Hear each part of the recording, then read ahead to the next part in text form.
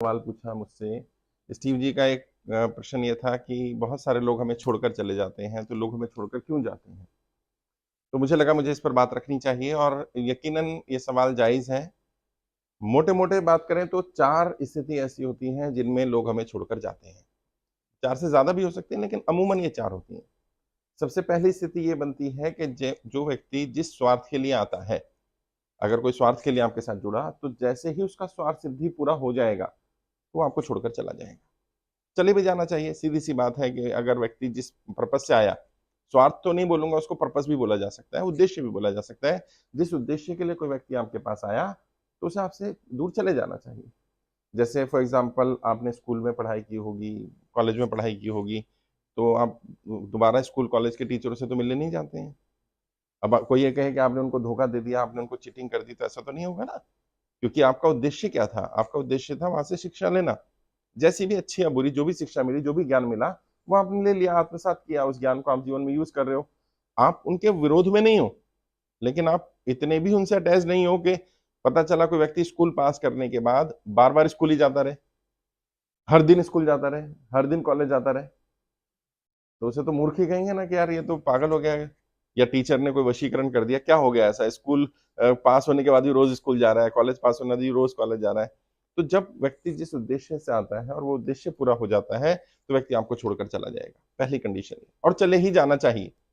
मैं भी ये मानता हूँ कि अगर स्वार्थ भी बोला जा सकता है, अगर स्वार्थी लोग आएँगे, जैसे बिज़नेस में कई लोग स्वार्थी लोग आते हैं आपके साथ, जीवन में कई लोग स्वार्थी लोग मिल जाते हैं, जो दोस्त बन के चीट कर लेते हैं या किसी और तरह से आपके साथ अपना फ़ायदा उठा लेते हैं और जितना उन्हें फ़ायदा उठाना था, जब वो उतना फ़ायदा उठा लेंगे, तो वो चले जाएँगे, चले ही जाना चाहिए।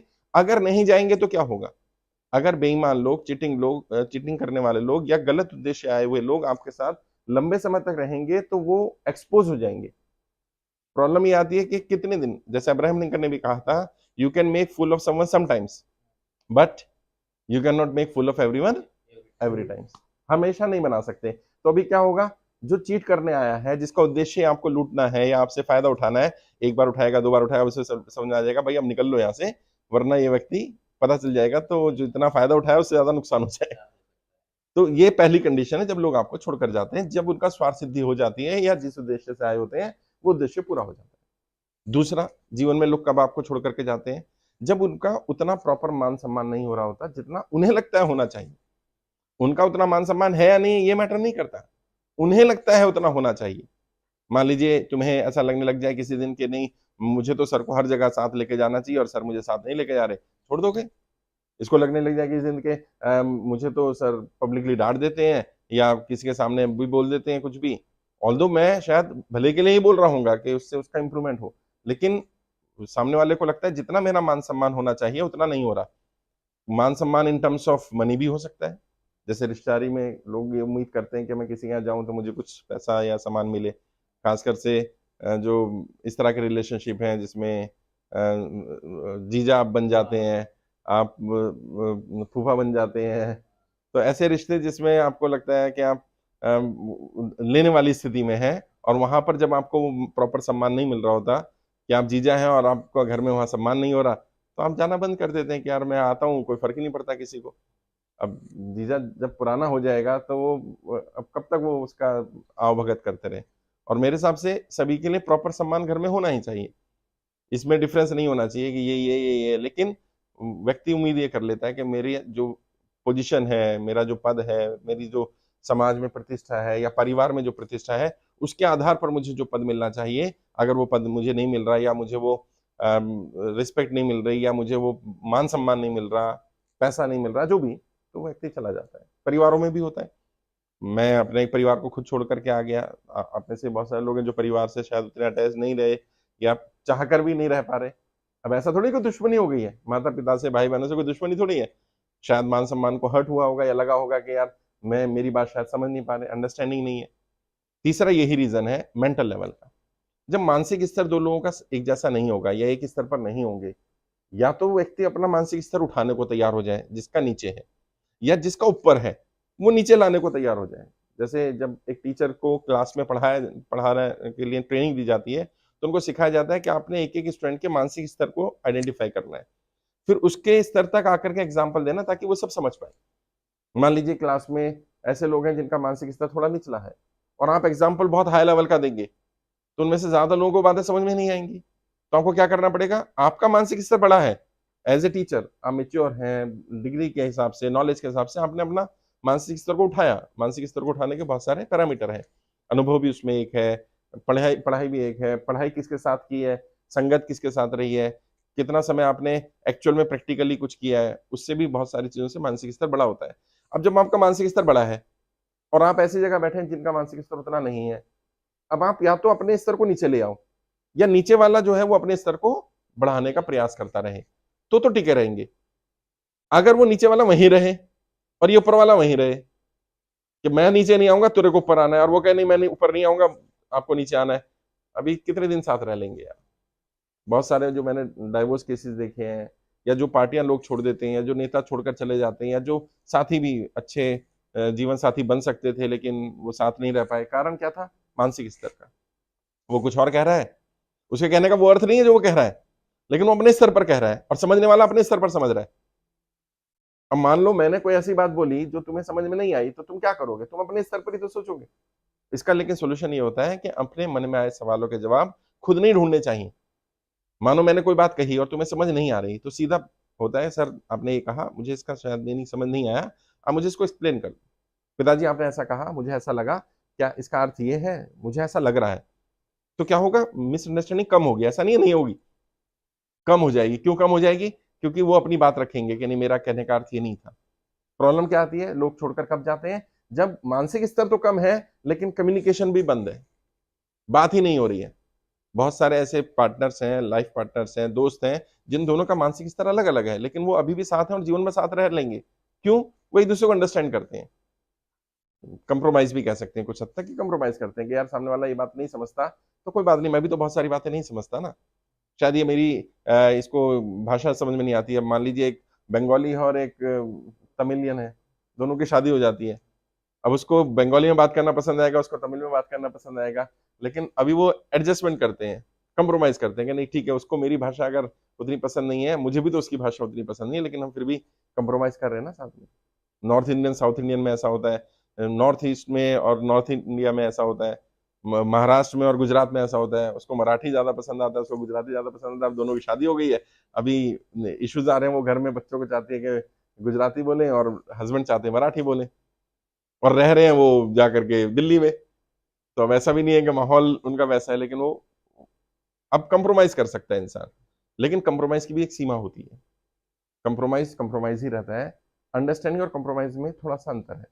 अंडरस्टैंडिंग क्या है, मैं आपको समझ रहा हूं, आप मुझे समझ रहे हैं। कंप्रोमाइज में क्या है, सिर्फ एक व्यक्ति ही कंप्रोमाइज करता रहे। जब हम एक हद तक कंप्रोमाइज करने के बाद टूट जाते हैं तो हमें लगता है कि अब ये संबंध या ये चीजें या ये जगह छोड़ देनी चाहिए, क्योंकि अब इसका कोई लाभ नहीं है। तो ये भी कारण है कि लोग जब कंप्रोमाइज करते करते थक जाते हैं, या उन्हें लगता है कि अंडरस्टैंडिंग से ज्यादा मिसअंडरस्टैंडिंग होने लगी है, मेरी बातों को गलत इंटरप्रेट किया जा रहा है, या मेरी बातों का वो मैसेज नहीं जा रहा जो मैं चाहता हूं, तो वो छोड़कर चले जाते हैं। इसका इलाज भी यही है कि कम्युनिकेट करें, बातचीत करें। अगर सामने वाला कंप्रोमाइज कर रहा है, अभी क्या हो रहा है, मैं तुम्हारे लिए, तुम मेरे लिए कंप्रोमाइज करते चले जाओ, पैसे से भी, संसाधन से भी, समय से भी। तुम्हारे घर में इश्यूज हो रहे हैं, फैमिली में इश्यूज हो रहे हैं, बिजनेस तहस नहस हो रहा है, चीजें खराब होती जा रही, मुझे नहीं बता रहे। तो मेरा दोष तब माना जाएगा जब मुझे पता हो और मैं तुम्हें सलाह ना दूं।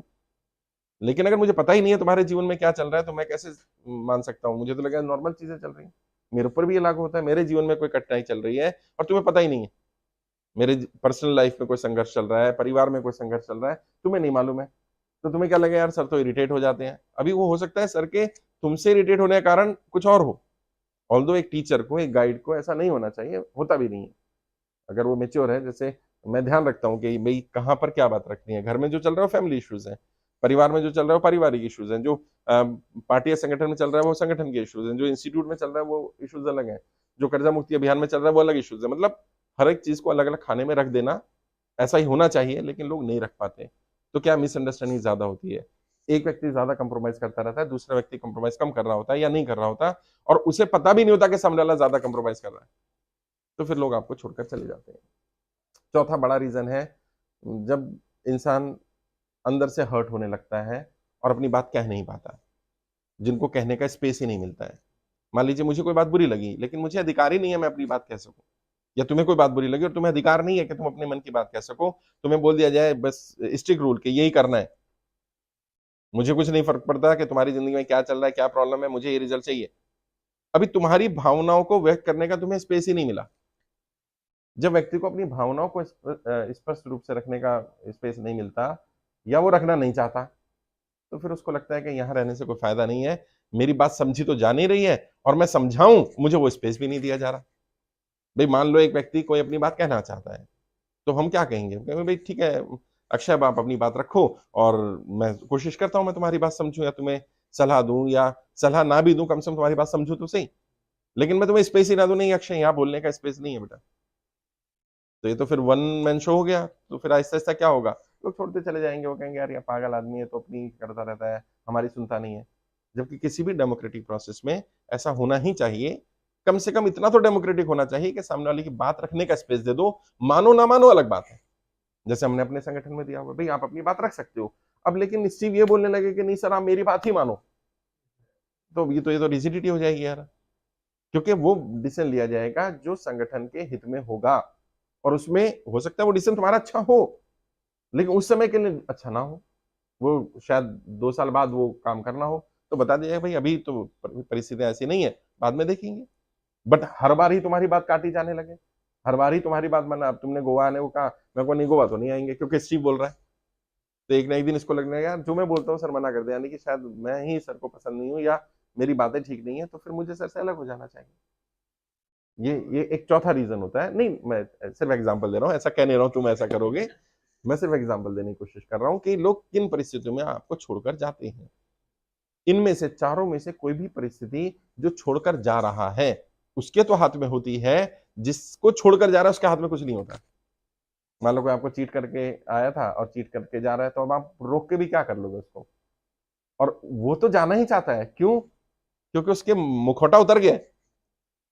एक दिन में 5 नए दोस्त बना लेना ये कोई अचीवमेंट नहीं है, लेकिन 5 साल तक किसी एक व्यक्ति के साथ दोस्ती निभाना, संबंध निभाना, ये अचीवमेंट है।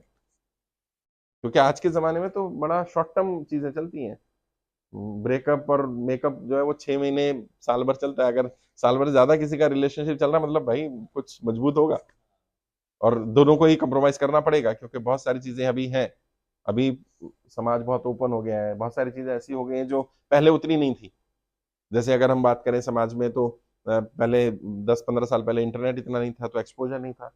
अभी तो एक्सपोजर है, अभी राइट्स के बारे में लोगों को पता है, तो आप किसी को एक्सप्लॉइट नहीं कर सकते।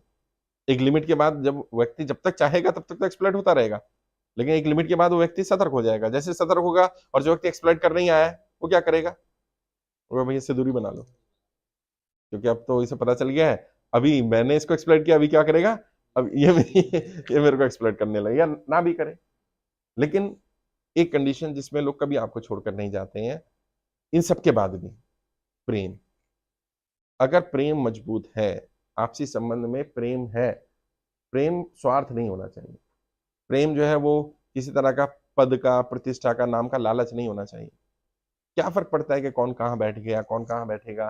क्या फर्क पड़ता है कि उसने मुझे सम्मान दिया कि नहीं दिया? मेरे लिए इतना ही बहुत है कि व्यक्ति मुझसे प्रेम करता है। और अगर प्रेम सच्चा है तो ही प्रेम होगा, बाकी तो सब झूठ है।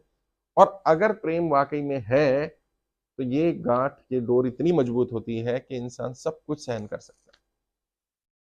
सब कुछ मतलब सब कुछ, और बहुत सारे हैं। अगर हम देखेंगे जिनकी कहानियां पढ़ेंगे संघर्ष की, खासकर से वो लोगों की जिन्होंने बड़ा अचीवमेंट किया जीवन में, जो बड़े बिलियनियर बने, बड़े पॉलिटिशियन बने, बड़े टाइकून्स बने, जिन्होंने बहुत बड़ा अचीवमेंट किया, नोबेल प्राइज विनर्स बने, उनको देखोगे कि उनके साथ जो लोग रहे उनका जीवन हमेशा संघर्ष भरा रहा।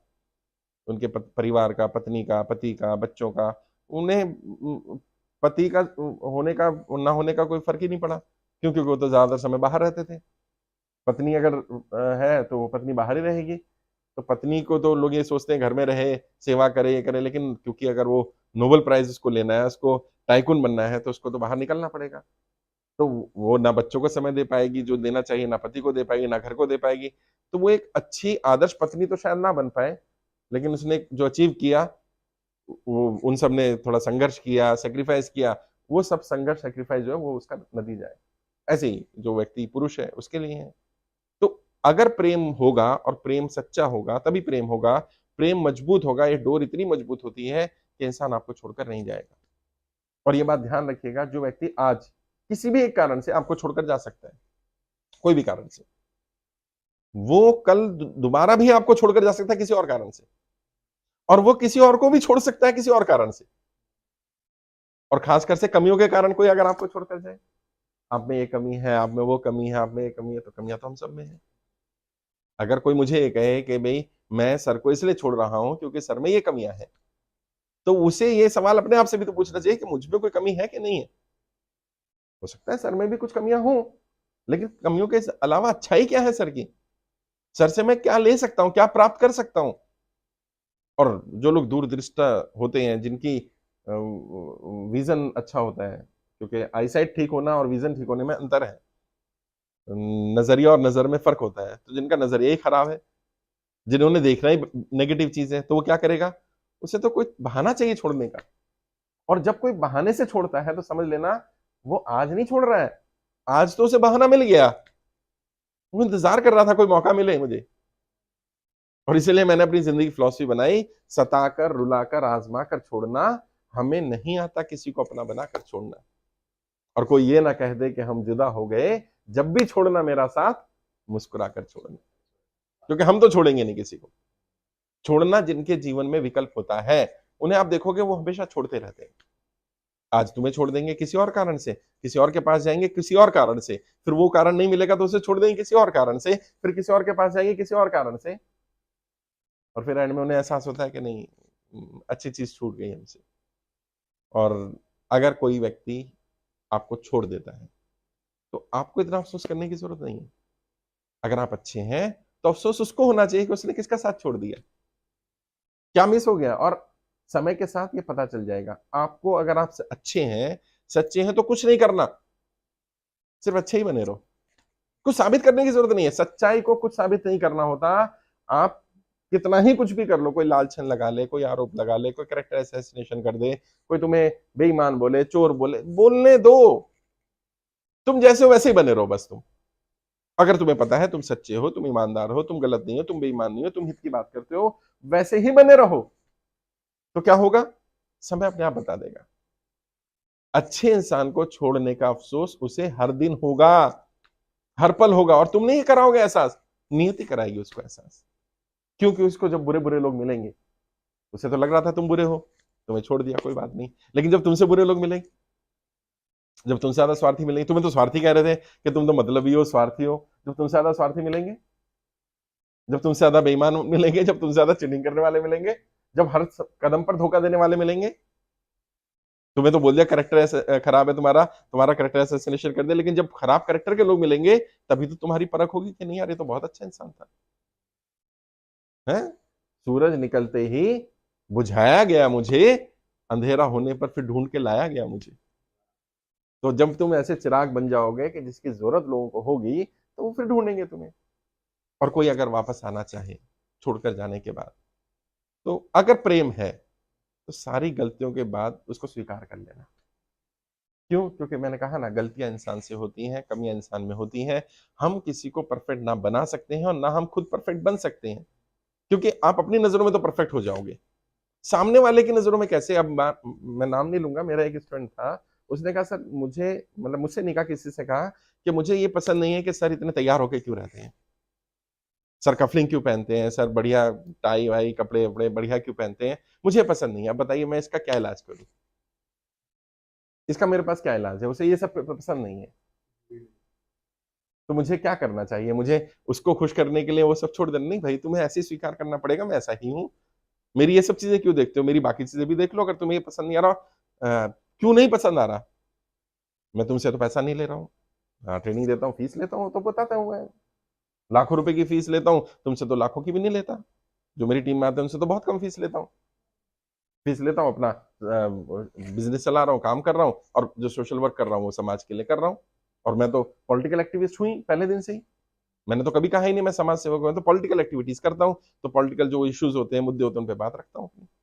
अब किसी को तुम्हारी शक्ल ही पसंद ना है, भाई अक्षय की मुझे ना शक्ल पसंद नहीं आती, अब बताओ इसका क्या इलाज करोगे? अब ऐसा तो नहीं दीवार में सर मार लो, भाई मैंने शक्ल खराब कर लिया, अभी तो ठीक है ना। इन प्रॉब्लम का कोई सोल्यूशन नहीं, ये तो बीमारी है। कि सामने वाले में बिना बात की कोई कमियां ढूंढनी है। और नजरिया, जो मैंने कहा, अगर तुम्हारा नजरिया सही होगा, पॉजिटिव चीजों को देखने का तुम्हारा एटीट्यूड होगा, तो तुम बुराई में भी अच्छाई ढूंढोगे। बुरे से बुरे लोगों में भी कुछ ना कुछ अच्छाई है, और अच्छों में भी कमियां ढूंढ लोगे अगर नजरिया खराब होगा तो। भाई मैं शराब नहीं पीता, मैं नशा नहीं करता, मैं तंबाकू नहीं खाता, मैं पान नहीं खाता, मैं किसी तरह का कोई ऐसा व्यभिचार नहीं करता जो गलत समाज में माना जाए, ये सारी मेरी अच्छाइयां हैं। लेकिन किसी को लगे कि नहीं सर, तैयार जो रहते हैं ये कमी है सर की, बाकी अच्छाइयां अलग रख दो, तो अभी तो इसका मैं क्या इलाज कर सकता हूँ। तो और मुझे तो अपना जो प्रोफेशन में जिसमें मैं हूँ, मुझे बड़े लोगों से भी मिलना पड़ता है, उठना बैठना पड़ता है, तो मुझे उनके स्तर को मेंटेन करना पड़ेगा। अगर मैं नहीं करूंगा तो वो कल को मुझे शायद वहां ना बुलाए। जिन एमपी एमएलए के साथ मैं बैठता हूँ, जिन मंत्रियों के साथ मैं बैठता हूँ, तो मुझे वैसा रखना पड़ेगा। तुम्हें भी जैसे बोला जाता है तैयार होकर रहो। अब क्यों बोला भाई जैकेट पहनो, ये पहनो, बढ़िया कपड़े पहनो, कपड़े खराब है, गंदे हो गए तो चेंज करो। क्यों? मजदूर तो 4-4 दिन वही कपड़े पहनता है, क्योंकि तुम मजदूर नहीं हो ना। अब कोई कहेगा नहीं यार, ऐसे थोड़ा ना होता है, हम तो वही फटा हुआ कुर्ता और वो गांधी जी का झोला, हम क्योंकि गांधी के आदर्शों को मानते हैं, गांधी के। लेकिन गांधी के हम गांधी नहीं है ना भाई। हमसे ये उम्मीद क्यों करना कि हम गांधी बन जाए? हम भगत सिंह के आदर्शों को मानते तो हम कल क्या करें? हम असेंबली में बम फोड़ दें और हम जाकर के फांसी पर लटक जाए।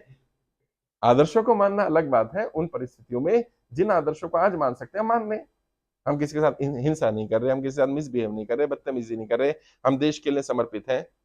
लेकिन नजरिया, अगर किसी को देखना ही वो है तो अब कोई ये कहने लग जाए कि नहीं, स्टीव को समस्या आती है कई बार बोलने में, फ्लुएंसी नहीं है, इसलिए मैं छोड़ रहा हूं, तो फिर ये तो कोई लॉजिक नहीं हुआ ना भाई, वो उसके हाथ में थोड़ी है। हाँ, मैं ये कहूँ इसको कि तू इसको इम्प्रूव कर, तू ये कर, ये कर, हाँ तो मैं हितैषी हूं। और वो कहते हैं ना, निंदक नियरे राखिए, आंगन कुटी छवाए, बिन साबुन पानी बिना निर्मल करे सुहाए। निंदक को रखिए जो आपकी निंदा कर रहा है, लेकिन निंदा कौन सी? उचित निंदा। जैसे आपके कपड़े अच्छे नहीं, आप तैयार क्यों रहते हो? तैयार ना रहो और कोई निंदा करे तो यार तुम तैयार रहा करो, थोड़ा सा अच्छे दिखने चाहिए, तो समझ में आता है ये मेरा हितैषी है। और भाई गुरु तो कड़वा ही मिलेगा, और गुरु मीठा नहीं हो सकता, और जो मीठा है वो गुरु नहीं हो सकता, क्योंकि वो तो आपका हित करेगा ना। मैं, मेरा अगर काम as a guide, as a mentor का है, मैं आपको डांटूंगा नहीं, मैं आपको गुस्सा नहीं करूंगा, मैं आपको इंप्रूव नहीं करूंगा, तो मेरा होने का क्या औचित्य है वहां? और जीवन में याद रखना, जो व्यक्ति आपसे कुछ लालच चाहेगा वो कभी आप पर गुस्सा नहीं करेगा। क्यों? क्योंकि आपको नाराज नहीं करना चाहेगा। मैं तो हर एक पे गुस्सा करता रहता हूँ। मुझे अगर कोई स्वार्थ हो इससे या अक्षय से या किसी और से भी, तो मैं तो उनपे डांटू ही नहीं उन्हें। और जो मेरे खास है उन्हें तो रोज डांट पड़ती है, रोज। मतलब मेरी टीम में तो एक क्राइटेरिया बन गया कि तेरे को डांट नहीं पड़ रही सर से, मतलब भाई तू तो अभी खास वाली में आया नहीं है। क्यों? क्योंकि हमें पता है हमें कितनी डांट पड़ती है। अभी क्या समस्या है? मैं चाहता हूं वो इंप्रूव कर जाए, वो अपने पोटेंशियल से कम काम कर रहे होते हैं। अच्छा, जब पोटेंशियल से ज्यादा भी काम कर रहे होते हैं तभी भी उनको, हाँ अच्छा है लेकिन और इंप्रूव करो। क्यों? क्योंकि जिस दिन उन्हें लग गया कि वो परफेक्ट हो गए, उस दिन उनकी ग्रोथ रुक जाएगी यार। और तभी तो वो वहां पहुंचे कि आज लोग उनकी तारीफ करते हैं। अभी राहुल जी के देखा ना, अभी 16 मिलियन व्यू हो गए उनके एक रील पर। अभी 16 मिलियन, सोचो, 1 लाख, 1 करोड़ 60 लाख लोगों ने उनको व्यू कर लिया। तो बड़े बड़े नेताओं को नहीं करते लोग व्यू। क्यों हुआ? क्योंकि कंसिस्टेंसी, लगातार काम कर रहा है। तो और जीवन में कोई, अगर आप सही हैं, अच्छे हैं, कोई आपको छोड़कर जाए, अफसोस होगा, दुख होता है, हर एक को होता है यार, हमें भी होता है। मैं इतने हजारों लोगों को ट्रेन किया, सिखाया, बहुत सारे लोग बहुत अच्छे भी थे जो लगता था कि शायद लॉन्ग टर्म तक साथ रहेंगे, लेकिन अलग अलग परिस्थितियां थी। बुरा कहने से, उनको नेगेटिव बोलने से क्या फायदा? वो एक शेर है कि कुछ तो मजबूरियां होंगी, यूं ही कोई बेवफा नहीं होता। तो हो सकता है कुछ मजबूरियां रही हो सकता है कुछ गलतियां हमसे ही ऐसी हो गई हो जिनका शायद हम सुधार नहीं पाए। कई बार ऐसा भी होता है ना कि हमसे अनजाने में कोई गलती हो रही होती है, मैं कुछ कहना चाह रहा होता हूँ, लेकिन मैंने कहने का तो वो अर्थ नहीं होता है। लेकिन अब कमान से निकला तीर और जबान से निकला शब्द, अब एक बार निकल गया तो निकल गया, अभी तो उसका तो कोई इलाज नहीं है कि उसको वापस कैसे लाया जाए। तो बोल ही सकते हैं, माफी मांग सकते हैं, सॉरी बोल सकते हैं कि भाई ठीक है गलती हो गई, आगे से नहीं होगा। लेकिन सामने वाला दिल पर ले जाए, सामने वालों को लगने लगे नहीं इसने तो ऐसी बात बोल दी, ये तो मैं स्वीकार नहीं कर सकता। मैंने एक सेंटेंस बोला था और जो मैं मानता हूं, यदि बात महत्वपूर्ण है तो व्यक्ति को भूल जाओ, कौन व्यक्ति है वो फर्क नहीं पड़ता, उस बात पे काम करो। व्यक्ति को भूल जाओ मतलब व्यक्ति को छोड़ दो ऐसा नहीं, व्यक्ति भूल जाओ कौन व्यक्ति है, अगर बात सही बोल रहा है तो। और अगर व्यक्ति महत्वपूर्ण है तो बात भूल जाओ, और व्यक्ति ही इतना इंपॉर्टेंट है कि नहीं ये व्यक्ति मेरे लिए इंपॉर्टेंट है, तो इसने गाली दी कि बुरा कहा कि अच्छा कहा, क्या फर्क पड़ता है? मेरे लिए व्यक्ति महत्वपूर्ण है, और बात महत्वपूर्ण है तो उस बात पे काम करना शुरू करो। अगर तुम्हें लग रहा है कि इतनी महत्वपूर्ण बात उस व्यक्ति ने बोली कि मेरे एक्शन से कोई गलत मैसेज जा रहा है, नहीं जाना चाहिए, या मेरे बोलने का स्टाइल थोड़ा ठीक नहीं है, या मेरा ड्रेस सेंस ठीक नहीं है, अब पता चला कि आपको किसी ने कह दिया कि आप खराब हैं और आपने अब साबित कर दिया आप खराब हैं, अच्छा मैं दिखाऊंगा बुरा बन गया, रहे तो दिखाएगा क्या? यही तो बोला था उसने कि तुम बुरे हो, बुरे को बुरा बोल दिया तो इसमें बुरा क्या मानना? बुरे को बुरा बोला तो बुरा क्या मानना भाई?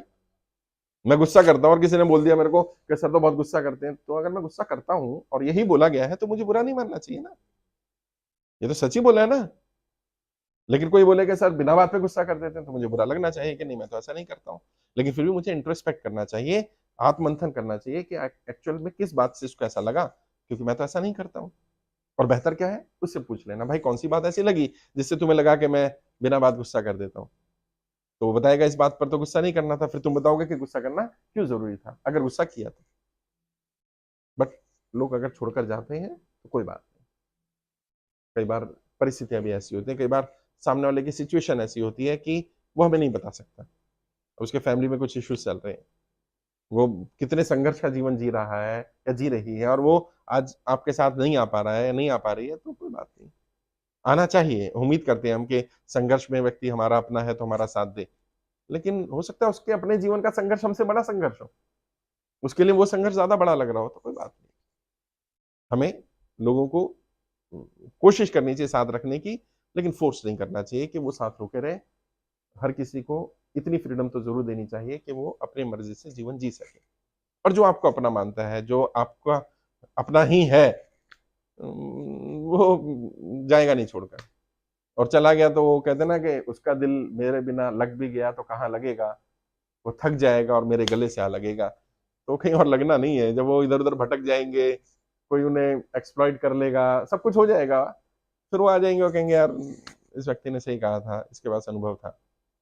क्योंकि लोग बहुत खराब हैं दुनिया में, बहुत बुरे बुरे लोग भी हैं, और हमें कोशिश करनी चाहिए कि अपने लोगों को प्रोटेक्ट किया जाए, समझाया जाए, सिखाया जाए, लेकिन इतनी फ्रीडम जरूर दी जाए कि वो जब जाना चाहे जा सके और जब आना चाहे वो आ सके। क्योंकि ऐसा भी नहीं कि दरवाजे बंद कर दिए जाए, हमेशा के लिए बंद कर दिए, बस अब अभी स्टीव से नाराज तो अभी जीवन भर बात ही नहीं, एक मौका तो दिया जा सकता है कि चल कोई बात नहीं है, एक बार तेरे से गलती हुई और तुझे एहसास है गलती हुई, और तू मेरा अपना है और मैं भी तुझे अपना मानता हूं और तू तो मानता ही है, एक मौका और देते हैं। जो स्वार्थी होंगे वो नहीं आएंगे वापस, क्योंकि उनका तो स्वार्थ सिद्धि हो गया। जो वाकई अटैच होंगे, जो वाकई आपके अपने होंगे, वो सिर्फ एक मौका ही ढूंढ रहे होंगे, एक मौका दे दो। और जीवन में अपने दुश्मन को 100 मौके दो कि वो तुम्हारा दोस्त बने, लेकिन दोस्त को एक भी मौका मत दो कि वो तुम्हारा दुश्मन बने, क्योंकि दुश्मनी अच्छी चीज नहीं है, उसको पालना बेकार है। और नेताओं के तो दुश्मन होने नहीं चाहिए। राजाओं को देखो ना, राजा क्या होते हैं, राजा कोई दुश्मन नहीं होता, राजा के विरोधी होते हैं।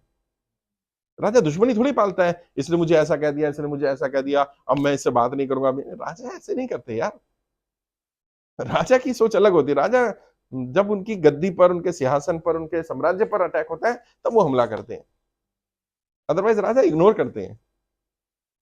राजा बनना है तो राजाओं जैसी सोच विकसित करनी पड़ेगी, राजाओं जैसे विचार विकसित करने पड़ेंगे। बड़ा बनना है तो बड़े लोगों को पढ़ना पड़ेगा, उनके आचरण को देखना पड़ेगा और उनके जैसा आचरण करना पड़ेगा। वो सिकंदर का था ना, सिकंदर ने पुरु को हरा दिया, अब हमला हो गया, पुरु के जितने विरोधी थे सब आकर के सिकंदर के साथ जुड़ गए। सबको पता था सिकंदर जिस साम्राज्य को जीतता है वहां के राजा को, जो उसके साथ के लोग होते हैं उनको राजा बना देता है, राजा को मार देता है या अरेस्ट कर लेता है। पुरु को लिया, जब अरेस्ट कर लिया गया, और सिकंदर को पता था पुरु देशभक्त व्यक्ति है, देश के लिए समर्पित व्यक्ति, अच्छा राजा है, तो अपने सभी को बोला कि उसको मारना नहीं, जिंदा चाहिए मुझे। वो जिंदा आ गया तो दरबार में बैठे थे, तो पूछा कि भाई पुरु से सिकंदर ने, बताओ मुझे तुम्हारे साथ कैसा व्यवहार करना चाहिए, तुमने, मैंने संधि भेजी, ये भेजा, तुमने साथ नहीं दिया। उसने कहा जैसे एक महान राजा को दूसरे महान राजा के साथ करना चाहिए वैसे व्यवहार करिए आप। उसने तुरंत उनकी बेड़ियां काटी और उनको साथ बिठाया और उनको बोला कि ठीक है, साम्राज्य संभालो अपना और साथ मिलकर काम करेंगे। तो जितने पूर्व के विरोधी थे वो कह रहे यार हद हो गई, सिकंदर तो पागल आदमी है, अपना इतना बड़ा दुश्मन कहता था ये कर दूंगा वो कर दूंगा, इसको साथ बिठा लिया। तो उसने कद्र की उसकी, कि दुश्मनी नहीं है, विरोधी था, अच्छा व्यक्ति है, समाज के लिए अच्छा करना चाहता है, अपने राज्य को संभाल सकता है। हमारी अधिकता स्वीकार नहीं कर रहा था, आज हमारी बेड़ियों में आ गया, स्वीकार कर ली, जाके संभालो अपना साम्राज्य, हमें क्या करना है। कोई व्यक्तिगत लड़ाई नहीं होती, राजा दिल पर नहीं लेते, राजा व्यक्तिगत लड़ाई मतलब सामाजिक लड़ाई को व्यक्तिगत लड़ाई नहीं ले लेते हैं कि अच्छा इससे दुश्मनी है तो अभी इससे बात नहीं करेंगे। इसलिए देखो ना वो पॉलिटिशियंस जो एक दूसरे को बुरा भला कहते रहते हैं मंचों पर, वो जब पार्टी बदल लेते हैं तो उन्हें फर्क नहीं पड़ता, वो राजा है भाई। ज्योतिरादित्य सिंधिया को क्या क्या नहीं कहा बीजेपी वालों ने, और ज्योतिरादित्य सिंधिया ने क्या क्या नहीं कहा बीजेपी वालों को, लेकिन जब चले गए पार्टी बदल के तो मंत्री बने हुए हैं। क्या उनको नहीं पता इसलिए ये सब बोला था? उन्हें पता है, वो जब दूसरी पार्टी में था तो विरोधी करेगा यार। इसलिए कहा अटल बिहारी वाजपेयी जी ने भी, यार बड़े बड़े नेताओं ने, कि मतभेद रखो मनभेद मत रखो।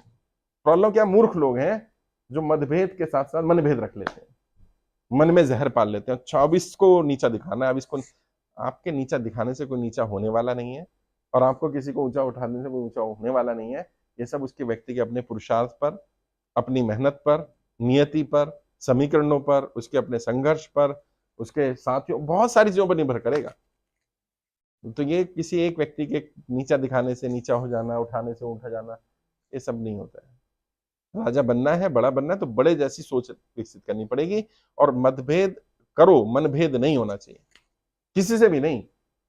दुश्मनी तो है ही नहीं, मैं कहता हूँ मेरा कोई दुश्मन नहीं है। क्यों कहता हूँ? इसलिए कहता हूँ मेरी क्या दुश्मनी है, क्या बट रहा है मेरा उससे? अच्छा जितने दिन वो यहाँ रहा, मेरे साथ रहा, टीम में रहा, संगठन में रहा, पार्टी में रहा, जहां भी रहा मेरे साथ, उसने अपना समय भी लगाया, अपने संसाधन भी लगाए। अच्छा जिस दिन चला गया उस दिन जीरो। अब क्यों नहीं कुछ कर पा रहे वो? जितने लोग भी गए अब क्यों नहीं कुछ कर पा रहे? क्योंकि गाइड चाहिए, एक मेंटर चाहिए, अगला कदम दिखाने वाला चाहिए। उन्हें लगा हमने तो सीख ली राजनीति, हमें तो पूरी राजनीति आ गई, और राजनीति तो पूरी तो मुझे भी नहीं आई अभी, मैं भी रोज सीख रहा हूँ नई चीजें यार। मैं यही यही अफसोस करता हूँ, मुझे उनके लिए सच में मन में पीड़ा होती है कि उन्हें कौन सिखाएगा, कौन उनका मार्गदर्शन करेगा जब उनके